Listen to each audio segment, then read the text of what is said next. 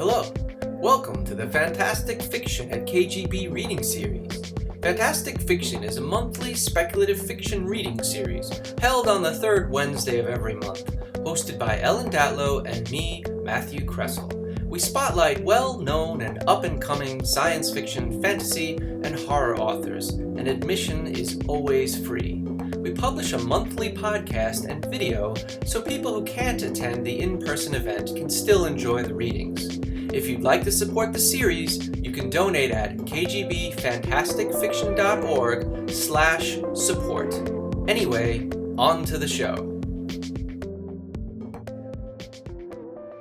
Good evening, everyone. How are you all doing tonight? All right. Welcome to Fantastic Fiction at KGB. My name is Matt Kressel. I co-host this series here with Ellen Datlow. The series itself has been going since the late 90s. I've been doing it since, 2008. How the fuck old am I? You have? No. Who? No, you said aughts. You said aughts. 2000 something. We're not counting. Who's counting here? I think it is. We'll talk about it later. It's always free. There's never a cover charge. All we ask is that you buy a drink, hard or soft, support the bar, support your bartender. Mary, wave Mary. Mary's working hard to keep you all hydrated. And Lincoln, who's hiding outside, is our bouncer tonight. Lincoln is awesome. Say hello to Lincoln. Give him some cheers. There he is. All right.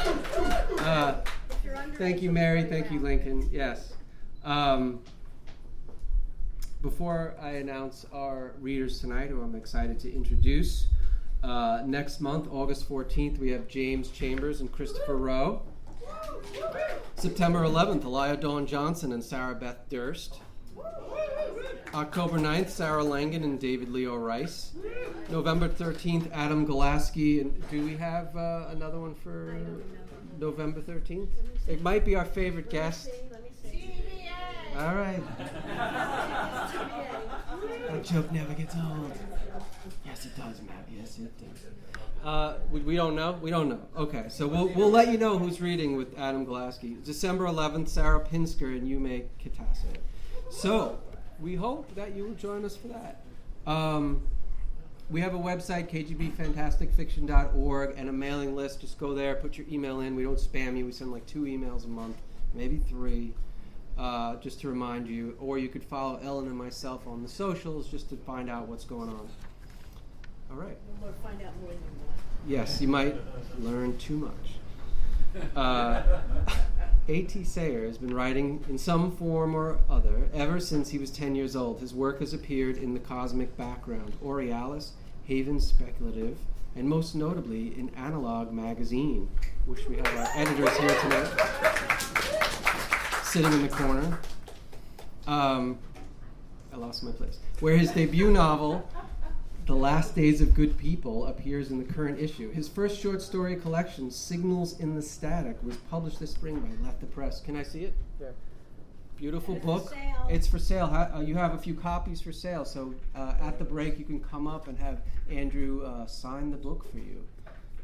And more info on these and his other works can be found at www.atsayre.com. That's SAYRE.com/fiction. Born in Kansas City, raised in New Hampshire, he lives in Brooklyn and likes to read in coffee houses. Here's A.T. Sayre. All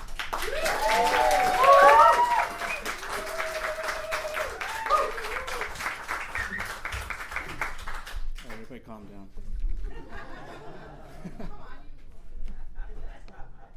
So what I have tonight is I'm going to read 2 pieces. The first is the first section of a story that I just sold to Aurealis magazine, which is a nice little indie small market press in Australia. It's actually the second time I'm going to be in it. I've actually submitted to them twice, and they accepted me both times. Closer to the microphone. So that means I have to move to Sydney. To the mic. Ooh, can you hear me? Move the mic better. All right. So this is the first piece. It's just going to be the first section of it. The title is, You Look a Lot Like Aton Fuller. I just kicked the mic. I hear that every once in a while these days. People mention it in almost a passing, often as an aside in conversation about something else entirely. my remarkable resemblance to one of the icons of the age. They mean it as a compliment, of course, and I at least try to pretend to take it that way. It's not like they have any actual suspicions. The last major raid on an organ harvest lab was almost 20 years ago, which is practically ancient history as far as the zeitgeist is concerned. Nobody thinks about clones anymore, and nobody ever thought about them in relation to A.T. Fuller. The newsfeed started buzzing into the breaking news alert on my terminal just after I woke up, while I was still in the bathroom staring at my crow's feet in the mirror. I hadn't slept well, and I could see it in the bags under my eyes. I ignored the alerts as I splashed my face with water from the faucet. The cold jolted the last remaining cobwebs out of my head as I rubbed it in. The overnight stubble on my cheeks made my skin feel more coarse than it really was, and it was mildly pleasant rubbing it against my grain. I heard it more often when I was younger, when we both were. Which honestly I don't understand. I think I actually look a lot more like him today than when they let me leave Fuller's secret facility. Back then I was clearly 30 years younger than the great man. But now my natural aging has caught up with his constant cosmetic enhancements, the surgeries and treatments, the flattering pics and videos done with subtle filters, all the best that all the money in the world can buy. And yet, these days, fewer people would ever comment or even seem to see resemblance. Though on a day when Fuller and his image is the headline in every newsfeed in the world, that might be different. I kept ignoring all the beeps and pings in my terminal all throughout breakfast. I got dressed and stepped out into the city. It was windy, and the trees and other flora hissed almost constantly as the air whipped through them. People passed by me on the sidewalk, politely indifferent, only occasionally giving me a brief glance. Others sat on the benches in the island greenery where the streets used to be. Nobody seemed to be paying me any attention. Personal vehicles glided by quietly overhead, and the traffic thin in the middle of the day, but still obeying orderly lines of movement. Well, above that, in the gleaming buildings, the sky was cloudless, and the sun was a few degrees north of the dark line running from horizon to horizon, the orbital ring, A.T. Fuller's orbital ring. Not that he's ever not in the news. A.T. Fuller, modern-day Renaissance man, tech genius, philanthropist, industrialist, hyper-capitalist, multi-trillionaire, one of the most powerful people in the world.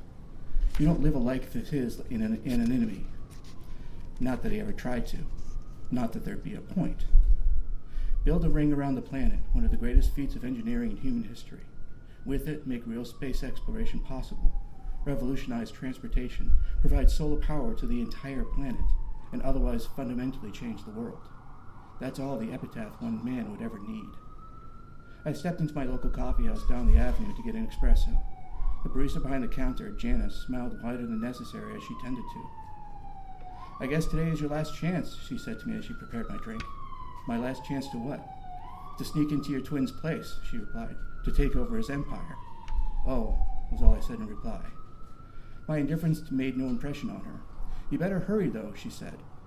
"Once they have the memorial service, the window's closed. You can't probably pull off the 'I fake my death' angle." I shrugged. "It is a little cliched. Which is why you need to get in there now." She finished the drink and slid it across the counter to me, "before he kicks it." I grabbed the small cup. Of course, there is the account verification problem. I wouldn't be able to even open a door of his tool shed with my imprint. Janice shrugged. "I'm sure someone knows how you can do that. You can cheat those things. Make it so your DNA says you're anyone you want it to." I bet. I held my hand over the palm reader till the light flashed green and bleeped. "Well, if you're going to see me again, I guess you know what happened." My personal terminal started ringing the moment I stepped back out onto the sidewalk. I stepped in front of the front door as I fished it out of my pocket. It was a call from a confidential ID. I rejected the call and put the terminal back in my pocket, on mute. Of course they would be reaching out to me today. I looked around the avenue carefully. There weren't any intimidating men in dark suits glaring at me from around the building, or anyone sitting on a bench nearby glancing up at me furtively as they pretended to read a tablet. Nobody looked out of place or stood out to my eye at all. Though if someone was following me and they knew what they were doing, I suppose they wouldn't. I adjusted the collar of my jacket more tightly around my neck and walked off. The news feeds didn't actually say it directly, that A.T. Fuller was dying. No one wanted to raise the ire of the public by acting ghoulish. Not about the great man. He deserved reverence. But everyone knew it was happening. For months the feeds danced around the signs of his deterioration, his withdrawal from public life, his sickly power that nothing could fully hide on the rare occasions he did make an appearance. And yet none of the feeds said a word about the icon of the age obviously dying right in front of the world. They didn't dare.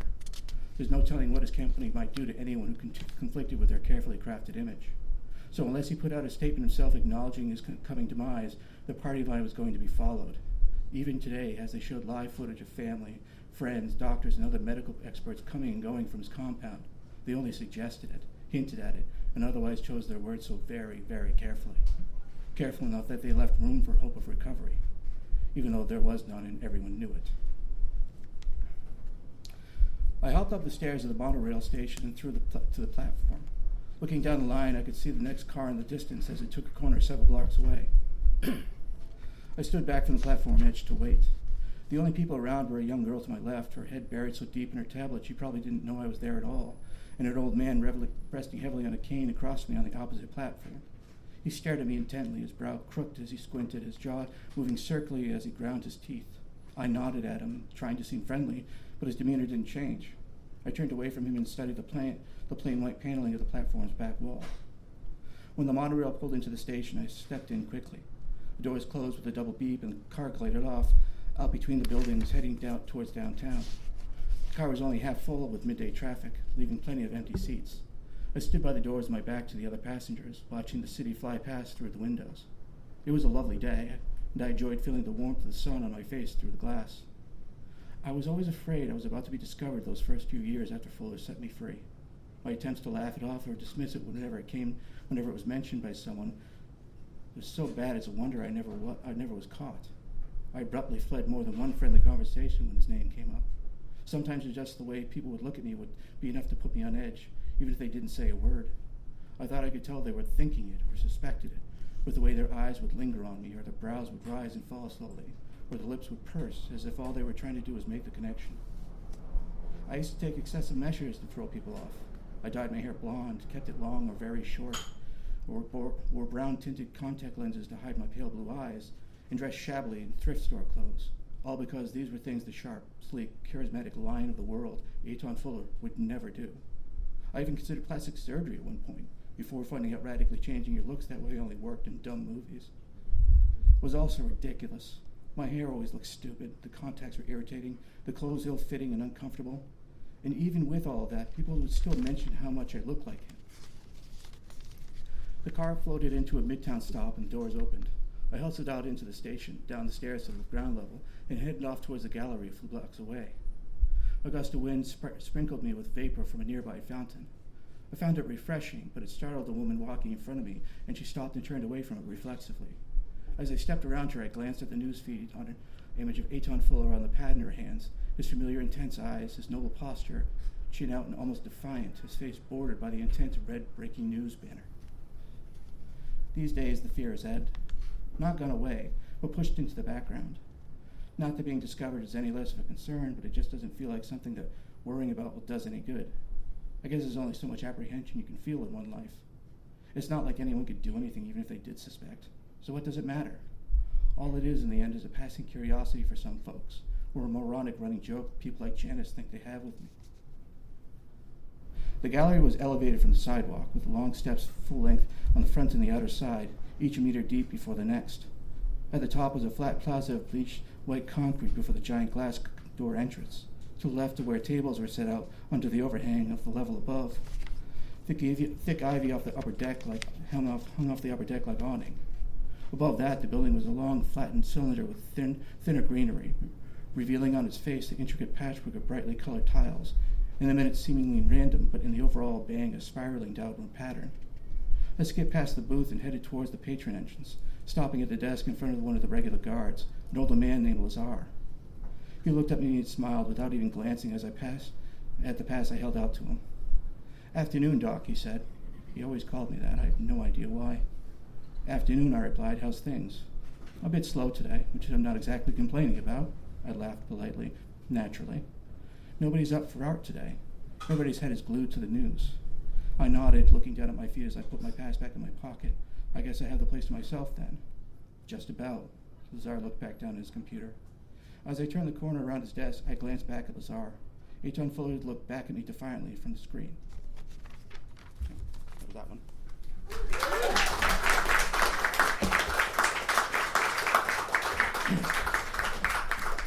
And you'll be able to read the rest. rest of that in tentatively September. And you get to see the car chase. You know, the musical number and the ninjas that come out later on the story. Right, the second one, this is a complete but short story. It is it's in the book, it's in the collection, Signals in the Static, which came out in May, which I expect every one of you to buy. Amy's got to buy 2. But so this story is, I think this story is funny. I'm not sure how many other I don't know. I'm not sure about everyone else. But it's called, actually, let me get some water here. I haven't had this kind of cottonmouth since high school. She can fill it up for you if you want, Mary. Can you fill it up for me real quick, please? Yeah. But this is, it's called Danny of All People. It's a short story. It might just be something that only I think is funny, which is fine because to a certain extent in this life, the only person whose humor actually matters to me is mine.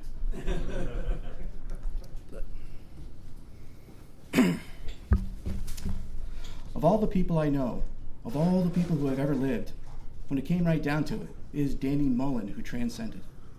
Danny Mullen, inoffensive, unassuming, plain old Danny Mullen. I just can't believe it. Humankind in one way or other has been striving for transcendence for thousands of years, probably since the first campfires on the African plains. Countless lifetimes, some of the greatest minds who ever lived have been devoted to it, to deep spiritual exploration, sharp philosophical contemplation, or some combination of the two. All with the goal of reaching the ultimate truth, the one true enlightenment, the final step in evolution, ascension to a higher plane of existence. And who finally manages it? Danny Mullen, part-time keyboardist in an indie band. Don't get me wrong, I don't hate Danny. I doubt anyone did. He was likable, friendly, a little quiet perhaps, though I guess you'd have to say it was thoughtful now considering. A semi-regular in the little cafe I frequent, I chat with him out front on occasion when I took a break from whatever text I was studying at the time. We mostly talked about music, sometimes a little politics, both of which from him were particularly progressive and underground to go with the neighborhood. A tall, heavy-set guy, he'd lean over me with a polite distance, his hands thrust in his pockets, in his wrinkled jeans, bringing them out only occasionally to scratch his unshaved chin or pot belly. Now that I think back on it, he never smiled that much, which normally would make you nervous around someone as big as he was. But for Danny, it just wasn't necessary to smile because his overall demeanor was perpetually jovial to begin with. As I said, likable, inoffensive, unassuming, a good guy, just not someone you would ever give a second thought to. And he transcended. How? I just have to ask, how? It makes no sense. Danny was never a particularly curious person. I had never seen him struggle with any of the great questions of existence. As far as I could tell, they didn't interest him at all.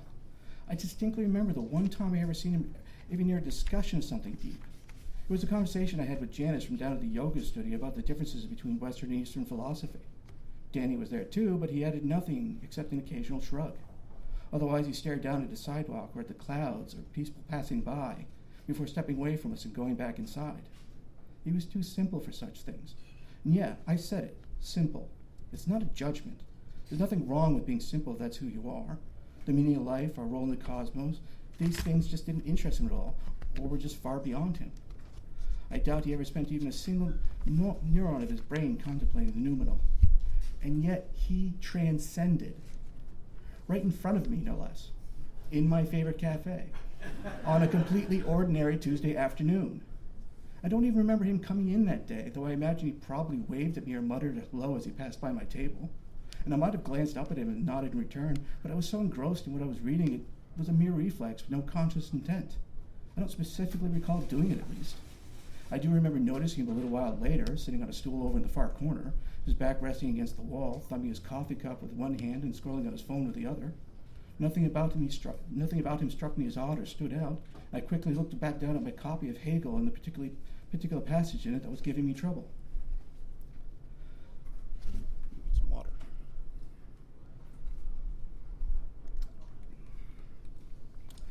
I was still struggling with the text a few minutes later. German really does not translate into English well.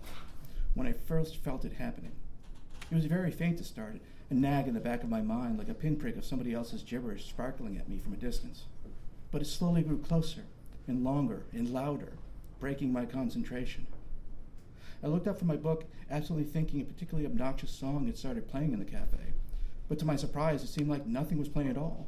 There was, in fact, total silence. But then again, there wasn't. I don't know, part of me knew some song or other was playing on the sound system, and maybe I could hear it, but I couldn't grasp it. Like the concept of music, sound itself was suddenly beyond me. The sensation moved on from my hearing to my other senses and bogged them down as well. I had extreme tunnel vision. I tasted chocolate so thick in my mouth it was hard to breathe.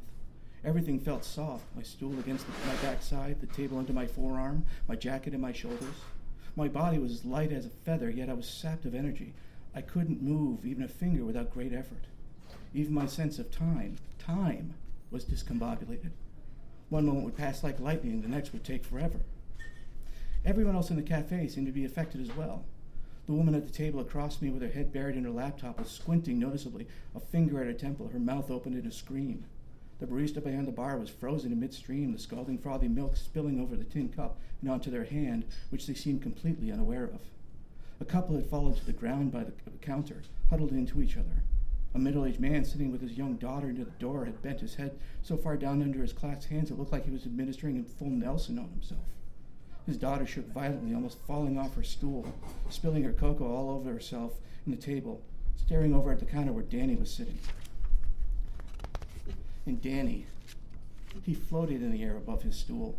His eyes had no pupils and were blindingly white. His thin hair stood out straight from his head and was shimmering as if in some invisible tide. His whole body pulsed, a ripple that started in the center of his forehead and rolled over his body. No, not his physical body as such, more the space itself, the matter of it. A strange distinction to make, I know, but it was somehow more than just him. He raised his arms straight out from his body, fingers splayed. Everything around him started to blur and bend, caught in the wake of his movement to a higher plane of existence. I can't explain how it is that I knew that was what was happening, how I knew Danny was transcending. It's not like I've ever witnessed it happen before. But I knew. The sensations that were overwhelming me, the invasion of my being, it was clearly emanating from Danny. He was overpowering everything near him. And in this evasion, I could sense this higher plane of existence he was drifting into.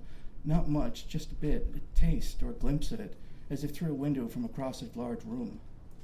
I slid off my stool and nearly fell right to the ground, only managing to stay somewhat upright by a death grip on the side of the table. I forced myself towards him slowly, going from one table to the counter, stumbling around the couple still on the floor. I don't know why I moved towards him. To stop him? Maybe. Though exactly how I thought I could do that, I don't know. I couldn't think clearly. Too much of Danny had taken over me. What little there was left in my being in that moment was compelled towards him. I didn't manage to get too far in any case, falling to the ground, petrified stiff just past the counter. Or did I make it to a stool? Like so much of this, again, I'm not entirely sure. It's hard to understand now. I think my mind was trying to process information coming from that higher plane that threw Danny for senses that I did not have, pushing them into ones I did where they didn't fit. And what survived the experience is only snippets, vague memories of the next few moments, many of which seemed in contradiction to each other. I melted into the floor, and then I hadn't. I smelled burning ozone taffy and heard burning ice. I grabbed the legs of Danny's stool, its hard metal edge cutting into my palm, but his stool was too far away, there couldn't be any way I could reach it. Danny himself was so distant, moving farther and farther away, but also directly above me. Then he was in everything, the hardwood of the tables, the liquid in the ceramic cups, the very atoms of the air and particles of light were him. I was him. For an infinite, unending instant, everything was Danny. Danny looked down at me from above. His eyes burned my skin. Just then I think I melted into the floor again for a moment. He cocked his head slightly at me, seemed to study me with curiosity, the little entity below him. He smiled in a patronizing way at me, and I could see the perfect white void shining from the silver between his lips. He opened his mouth wide, wider still, starting to envelop his face in the blinding light, then his head, his shoulders, as his mouth kept opening wider until his whole body had reversed into it. With the light so bright, all existence turned into burning white, and stayed that way for eternity, for everlasting everything. Pop. The barista yelped in pain and dropped the tin cup to the ground with a clatter in the tiles. I could see them just over the pastries from where I still lay as they sucked on the scalded skin between their thumb and forefinger, blinking in confusion. The couple on the ground slowly got to their feet, looking around to see if anyone had noticed them. As the last notes of the song on the sound system faded, and after a pause, a Joni Mitchell song started. I looked straight up, and all I saw above me was the ceiling. Danny was gone, and everything was back to normal. Very normal, in fact. The woman at the laptop shook her head deeply as if the last few moments had just been a passing bad thought and dived back into her computer screen. The couple was already laughing about something secret as the barista started to clean up the mess with an exasperated sigh. The father was absorbed in sopping up the cocoa as daughter spilled all over the table. They were all forgetting. I myself could feel the memory of Danny and his transcendence starting to fade, though I clung to it with everything I had. On the floor near the stool where Danny had once existed was a cell phone, lying face down. I frantically clawed at it. I had to know what Danny had been reading when it happened. What was it that had spurred his transformation? What had made the sudden connection in his mind that allowed him to gain his higher state of being? It had to be something. Such things just couldn't possibly be random. But what? A philosophical text? Something theological? A poem? I did not know if I could retain my memory of Danny or if I would eventually forget and continue on the rest of them I already had. But if he did fade from my mind before it happened, I just had to know. What had made Danny transcend? The phone screen was still alive, having not had time to lock yet. I saw blocks of text, an article. I felt too impatient to glean the meaning of it from the middle of when I might lose my memory of its relevance at any moment, so I quickly scrolled to the top and to see the title. Big dark letters at the top read, Top 10 Futurama Episodes. I dropped the phone and rolled over onto my back. What the hell was I supposed to make of that?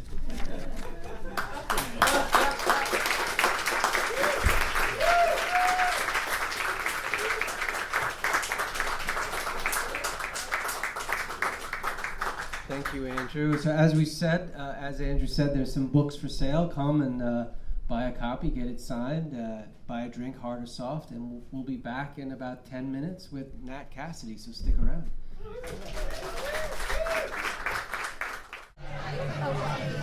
Good evening. Hello. We're going to start a second reading very soon. Settle down. Thank you. Thank you all for coming. And I hear people talking. Shh. Come on. Stop it. Alan's talking, please. Yeah. Come on, let me talk, and then let him read it or whatever he's going to perform, and then you can talk some more. Whatever he's going to do, and you're going to buy more books. You're going to make sure these people go home without any books left, right? Yeah. Andrew has 2 more, I think. And how many do you have, Nat? I have 3 of one and 1 of the other. So you have to buy these books. Oh, we're not going to let you out. Ha. Okay. Anyway. Oh, we had a couple. There were other people I was going to mention who are reading. Oh, you mentioned Sarah Pinsker, but did you mention Sayre and Yume? I got to December, yes. Oh, you did. Okay, I didn't hear. Okay, fine. All right. Nat Cassidy's horror novels Mary and Nestlings were featured on best of lists from Esquire. Oh, a bug. Get it, kill it, whatever it was. It was a little one. Harper's Bazaar, NPR, the New York Public Library, and more. And he was named one of the writers, quote, writers shaping horror's next golden age, unquote, by Esquire, which is very cool. His award-winning horror plays have been produced across New York City and the country, including at the Kennedy Center. You've also maybe seen Nat guest starring on shows such as Law and Order, SVU. Of course. What is SVU? That's Special Victims Unit. Oh, okay. I watch it when I visit my mom. The only time I visit my mom, we watch crime shows together. She's probably seen it. Probably. I've probably seen it. Blue Bloods, Bull, Quantico, FBI, and other shows. But that's a topic for a different bio. His next novel, the tour, Nightfire, When the Wolf Comes Home, hits shelves in April 2025. Please welcome Nat Cassidy.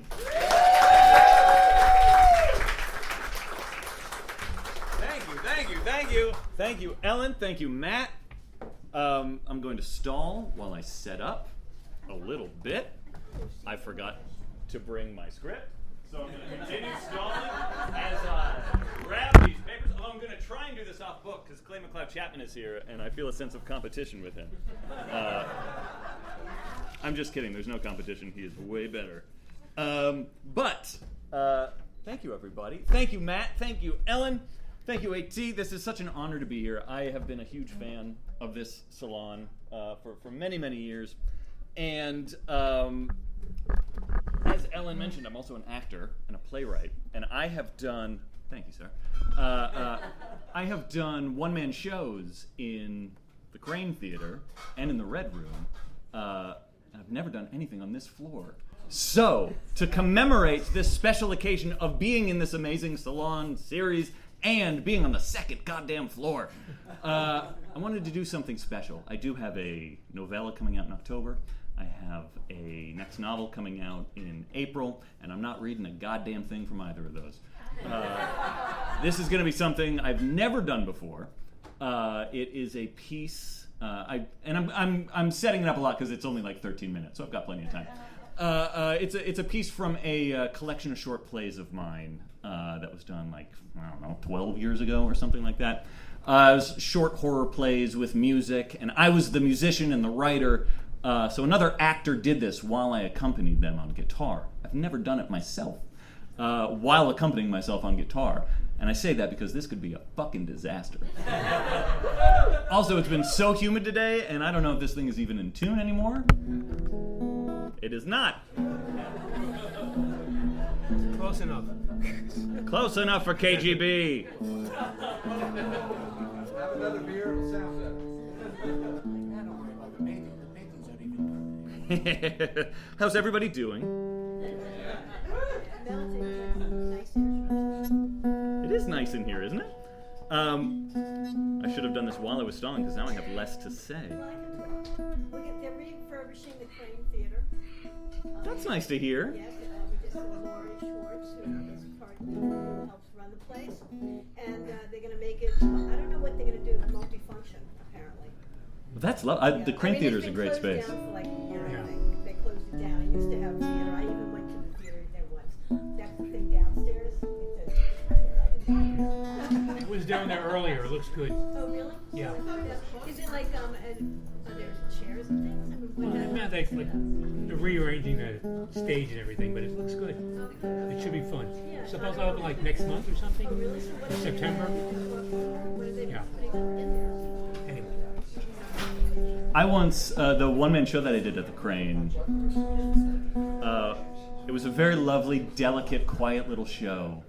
And I was playing a wide-eyed musician who was experiencing life and love for the first time. And the whole thing builds to this very lovely, transcendent climax. And about 5 minutes before that climax hit, the toilet pipes upstairs burst and began raining down into the audience. And it was testament to the show that people stayed. They just got up and moved. They wanted to see how it ended. It's one of my favorite downtown theater stories. All right. Sometimes there are elephants upstairs. Yeah, sometimes there are elephants upstairs. We'll see if they behave. That's close enough. All right. So, thank you for your patience. Thank you for your indulgence. We're going to see how this goes. This is a little ghost story called The Lunar Eclipse. It was a joke, more or less. He had to have known that. This is the last thought that crosses her mind. It was a joke, more or less. He had to have known that. How absurd that this is what she thinks. But it is.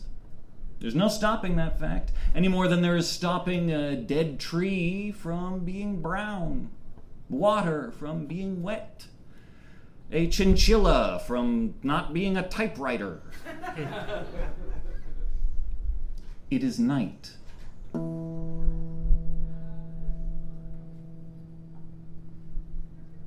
They first met when they were 7 years old.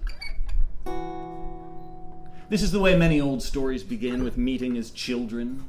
It's a shorthand for a journey beginning in innocence. This journey begins in innocence. Most things do.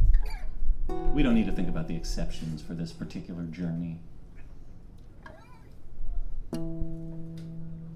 She is standing outside, alone. Not then. Now.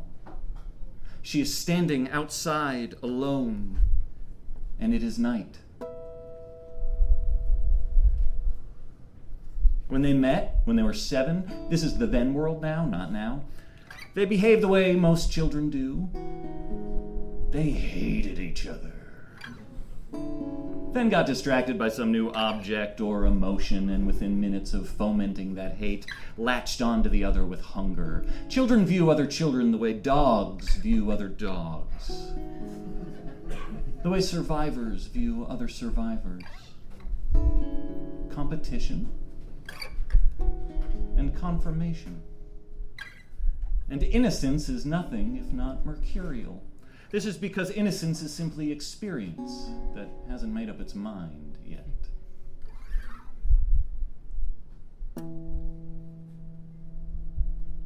She doesn't know why she's standing out here, outside, alone, at night. It is cold, and it is eerie. Some idea or other brought her out here, a whimsical remembrance of an eider thought, a threadbare cotton thought,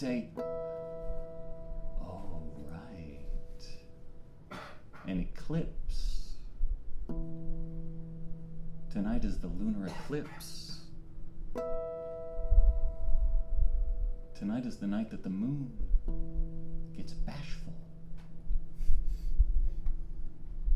After 7, they drifted in and out of each other's lives. Sometimes they were a featured player, other times they were merely an extra. It wasn't until their teens that their focus on the other reestablished itself, when their innocence began to make up its mind. Back in the now world, she thinks momentarily of her husband and of her children, now fully grown. Those closest to her knew about this boy from her past, this boy who had defined so many things. But the depth of her passion was a well-guarded secret. She didn't want those in her now world resenting this then boy for getting there first, for being the definition. Sometimes when we are not the definition, we are filled with resentment. We do this even if we know we are the embodiment, a station far more desirable to be held, all things considered. We envy the definition. We are jealous creatures.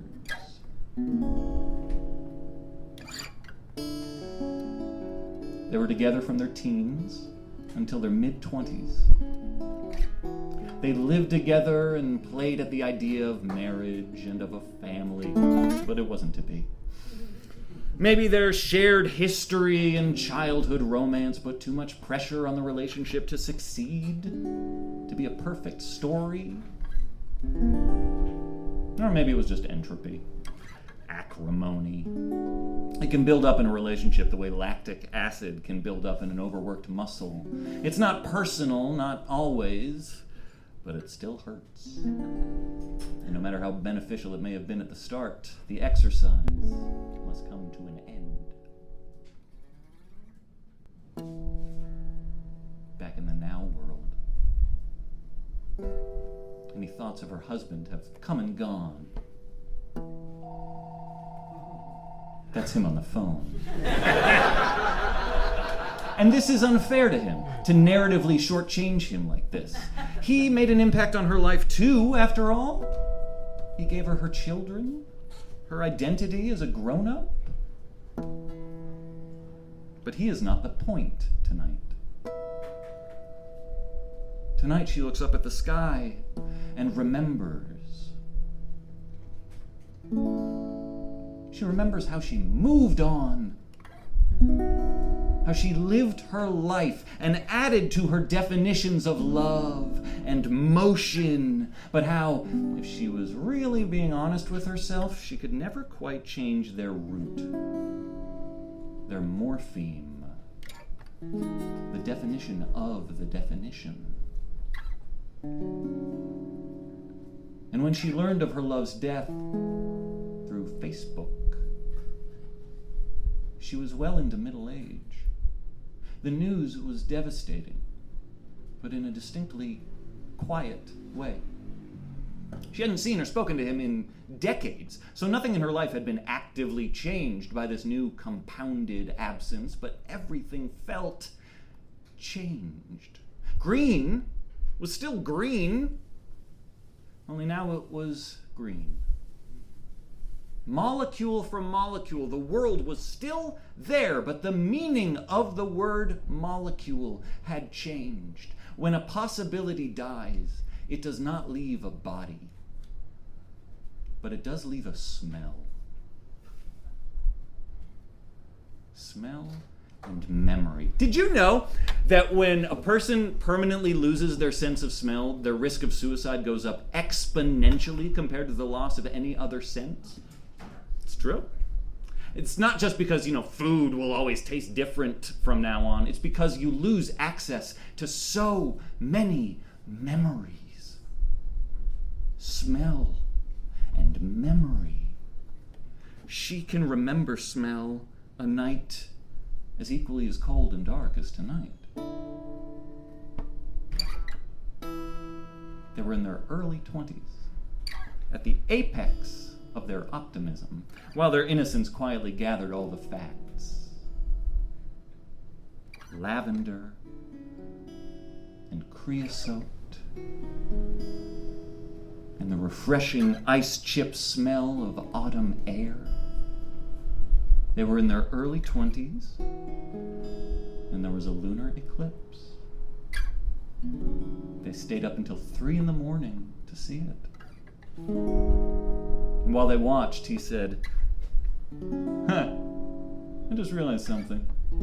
The moon is just like you. Oh yeah? She said.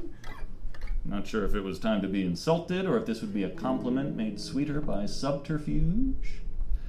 Yeah, he said, she's got no problem being the center of attention. But every now and then she gets a little bashful. And that just makes you love her all the more. Oh, this made her feel warm. Blanket on a stormy day warm, and she gripped his hand as if the loveliness of his words might anger some jealous god, and she had to hold him down to keep him from being whisked away in punishment. The next one's not for another 50 years, he said. What? Lunar eclipses happen all the time. Yeah, but not like this, he said. And he was right. This one was special. The moon was red.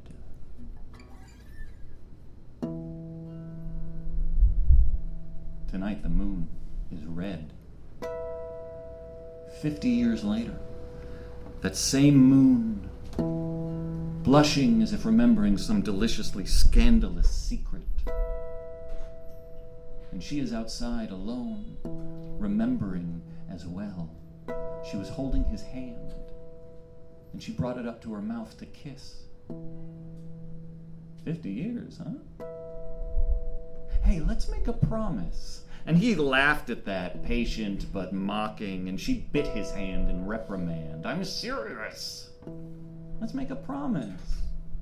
No matter where we are, no matter what happens, let's be together for the next one. What could happen? He asked. She watched the moon and didn't answer. Now she is an old woman, which is to say, she's still that 20-year-old, but her body has, like all bodies, made her mind promises and then broken them. It has lied to her Bodies are the worst, cruelest liars, and they make up their minds without having all the facts. And the moon is red, slowly hiding behind an upturned palm as if needing privacy for just a moment.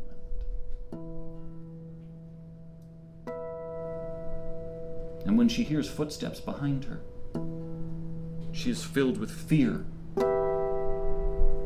Fear of the unknown, but also fear that the last 50 years on the timeline of her life have just been folded over and lost. There's exhilaration in that fear, but still, that's an awfully big chunk of time to lose. She turns around. The footsteps are coming from far away, echoing in the isolated dark. And then a figure appears on the horizon, faintly silhouetted. And there's a smell in the air.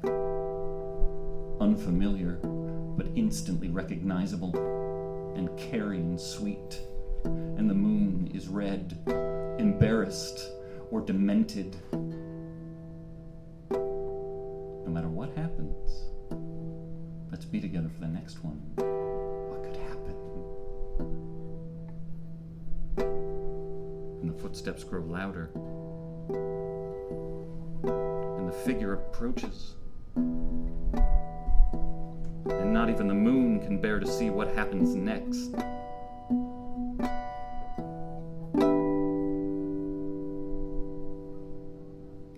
It was a joke, more or less. He had to have known that. Thank you. Yeah! Thank you. That wasn't so bad. That's all I got. I felt like that was full enough. See, I've got copies of Mary, my first book, and Nestlings, my second book, with Torn Out Fire, available if anyone wants them. I'll sign them. And then that's it. That's all I got to say. Thank you again, Fantastic Fiction.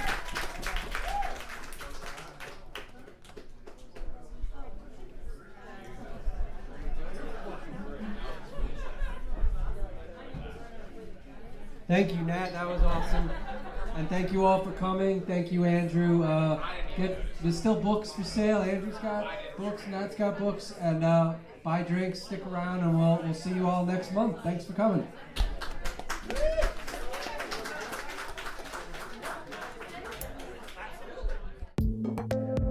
You have been listening to the Fantastic Fiction at KGB reading series. Check out our website at kgbfantasticfiction.org and click on support if you'd like to help keep the series going. Anyway, that's our show. Thanks for listening and see you next month.